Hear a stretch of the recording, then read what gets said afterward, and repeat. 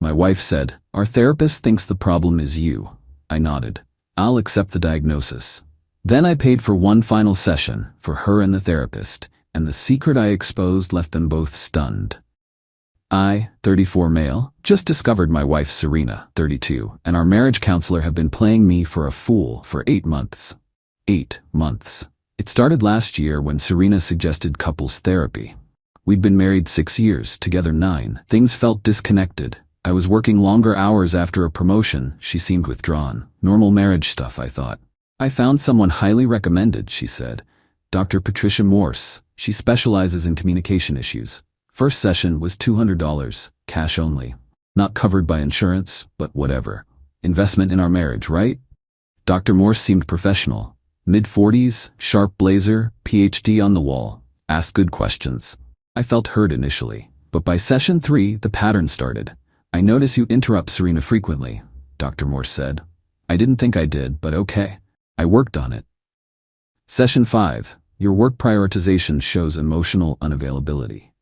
Session 8, your defensiveness is concerning.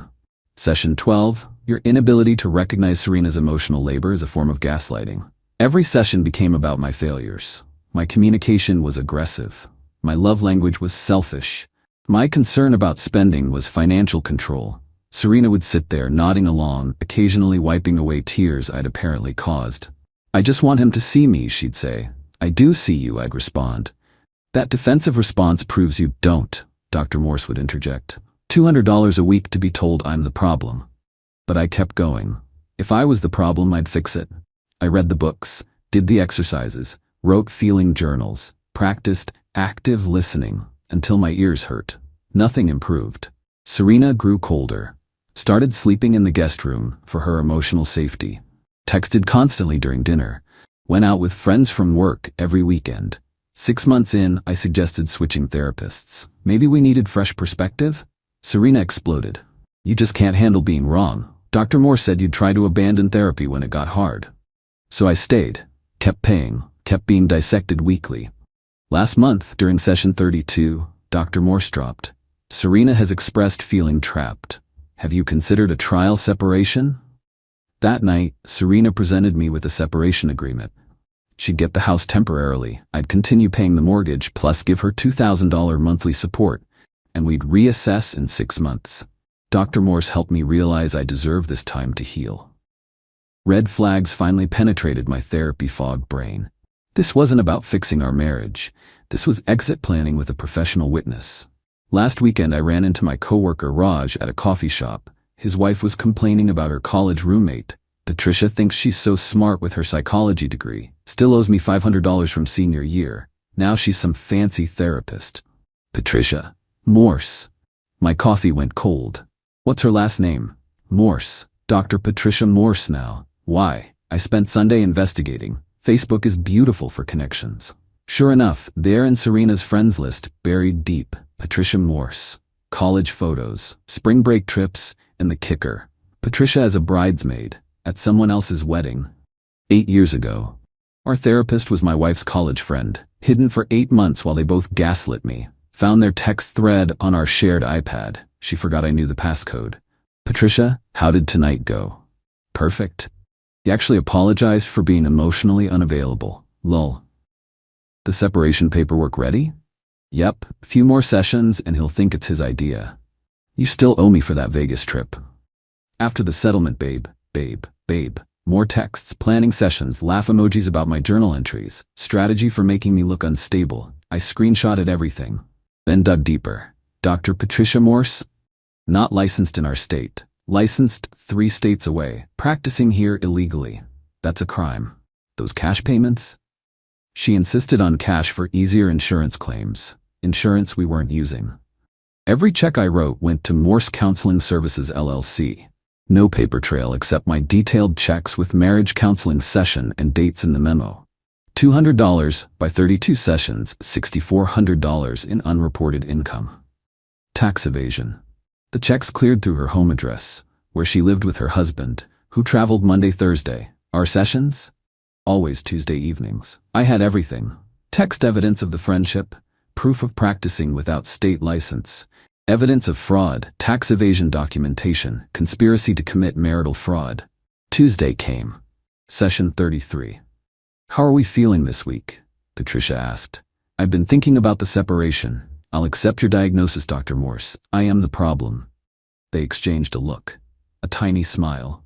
That's very mature, Patricia said. So I'd like to share what I've learned in therapy. May I? They nodded, probably expecting self-flagellation. I pulled out my phone. I've learned about boundaries, like the boundary between therapist and patient. Serena, did you know Patricia was your college friend? Silence. From your bridesmaid photos and these texts, I started reading. He actually apologized for being emotionally unavailable, lol. Patricia went white. Those are out of context, like your license? The one not valid in this state? We should end this session. Sit down. I paid for these 40 minutes. I laid it all out. Every text, every lie, every manipulation, their plan to make me think I was crazy. By the way, Patricia, does your husband know you see clients at home when he's traveling? You're threatening me? I'm informing you. Like you informed me I was gaslighting my wife. Speaking of which, the actual definition of gaslighting, it's what you two did. Serena was crying. Real tears this time. Here's what happens. Serena, you want divorce? File honestly. No false abuse claims, no manufactured evidence, just irreconcilable differences. Or I report Patricia to the state board, IRS, and her husband. This is blackmail, Patricia shrieked. This is consequences. I stood up, pulled out one last check, $200. Memo line, final session, full disclosure achieved. For your records, Patricia, you'll want to report this income. Filed for divorce the next day. Patricia shut down her practice within a week. Serena moved back with her parents. The truth cost me $1,600 in fake therapy. Freedom from manipulation? Priceless. Update 1. The extinction burst was spectacular. After that final session, Serena went into overdrive. Not with apologies, with accusations. She told everyone I'd verbally attacked her therapist and threatened them both. Her version painted me as an unstable man who stalked Patricia's personal life. Her mom Janet called screaming, "How dare you threaten that poor woman?" I exposed their fraud, Janet. Dr. Morse said you show signs of narcissistic personality disorder. Dr. Morse isn't licensed to diagnose anyone here. Click. But Serena's real play came Thursday. I got served at work. Restraining order request for emotional abuse, stalking, and threatening behavior. The evidence? A letter from Dr. Patricia Morse stating I'd exhibited concerning behavioral patterns, and she feared for Serena's safety. Cute, except Patricia's letterhead still listed her as licensed in our state. Fraud on fraud. My lawyer Garrett laughed. She submitted evidence from an unlicensed practitioner who's her secret friend, gift-wrapped. We responded with our filing, all the screenshots, all the texts, plus something new. Those girls' nights, every weekend. Credit card statements showed hotel charges. 30 minutes from our house. I'd ignored it before, trusting her. But now, the hotel had security footage. Garrett subpoenaed it. Serena entering hotels with a man. Not me. Derek from her office. The affair started 4 months ago. Right when Patricia started pushing trial separation. The restraining order hearing was yesterday. Judge read Patricia's letter, then asked, "Is Dr. Morse present?" "No, Your Honor. Medical emergency." "Is she licensed to practice in this state?" Silence. Garrett stood. "Your Honor, we have evidence, Dr. Morse is not only unlicensed, but was conspiring with Mrs. Henderson to create false documentation. We presented everything. The texts, the friendship photos, the hotel receipts, security footage of Derek. Judge denied the restraining order, warned Serena about filing false reports. Outside court, Derek's wife Melissa was waiting. She'd hired a PI after Derek started working late. The PI found the same footage. "You're Serena?" "Yes," slap. Not advocating violence. But the sound was crisp. "Stay away from my husband." Serena ran crying. But bigger problems were coming. The IRS really does care about unreported income, especially when someone files Form 3949A with detailed documentation of $6,400 in cash payments. And the state licensing board, very interested in people practicing without credentials. That's a felony. Patricia's husband called. "Please, this could ruin her career." "What career?" "She's not licensed here. She's working on transferring. 8 months of fraud is temporary?"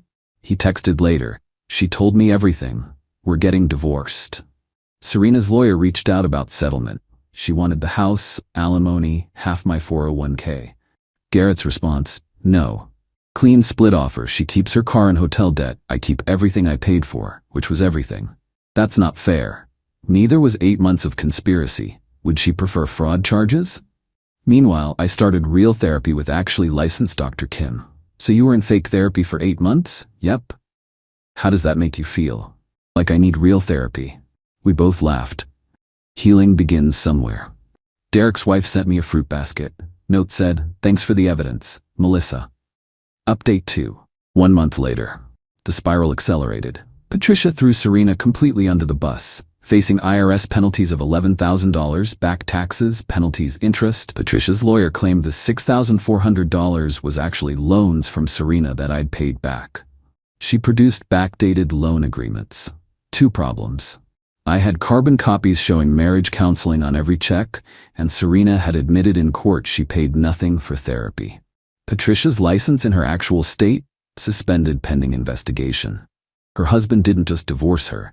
He posted on LinkedIn about maintaining professional integrity. Everyone knew. Then Serena made her next moves, got a call from Miranda at Serena's office. She's telling everyone you're abusive, but also, she's been using the company card for personal expenses, and she's setting up Derek for harassment claims. Derek's her manager? Got demoted after his wife came to the office, but Serena's saying he abused his position, that you discovering the affair ruined her mental health. We contacted Derek's lawyer. Serena had filed HR complaints alleging Derek created a hostile work environment. Derek had kept texts, can't wait for tonight baby, told him I'm with the girls lol, Patricia's covering for us, your wife's still clueless. Hard to claim victimhood with those. The company investigated, found Serena's expense fraud, $8,000 in personal charges over 6 months, hotels, dinners, trips as client development. She was fired Monday. For cause, no severance. Then she tried to steal my house. Locksmith showed up. Here to change locks? I didn't call you. Work order says Serena Henderson? She doesn't live here, I own this house. She'd called claiming to be locked out of her house. When asked for ownership proof, she hung up.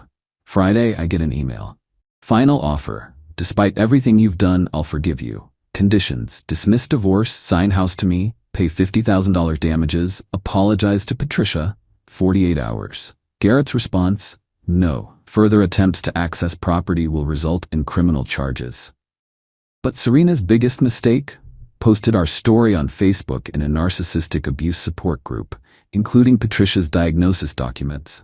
Patricia's lawyer sent a cease and desist. Those documents prove criminal conspiracy.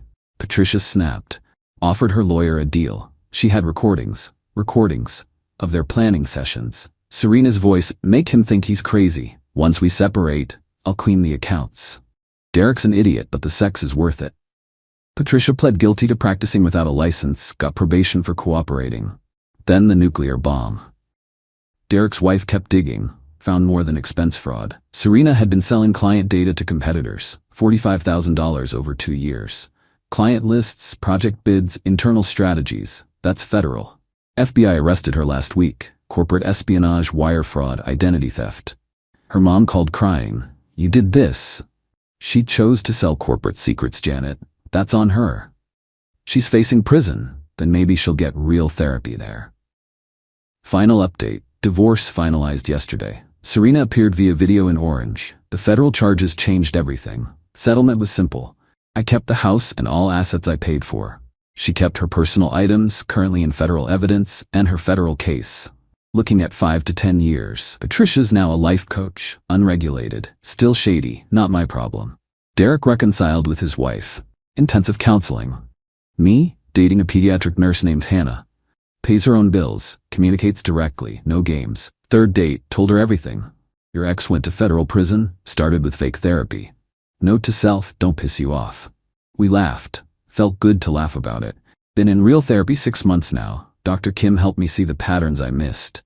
The control disguised as care. The manipulation presented as concern. 8 months of being told you were the problem, she said last session. How do you feel now knowing you weren't? Validated, but also angry I didn't trust myself sooner. That's what gaslighting does. Makes you doubt your own reality. They literally made me think I was crazy for noticing red flags. And now I know the difference between real therapy and manipulation. The financial tally: fake therapy, $6,600. Real therapy, $1,800 and worth every penny. Legal fees, $12,000. Freedom from criminals, priceless lessons learned. Trust but verify. Check licenses. Document everything. When someone shows you who they are, believe them. Sometimes the problem really isn't you. To anyone in similar situations, your gut instinct is probably right. If therapy feels like an attack, if your partner suddenly wants changes after meeting a new friend, if money disappears, pay attention. 8 months being told I was the problem. Turns out I was the only one not committing crimes.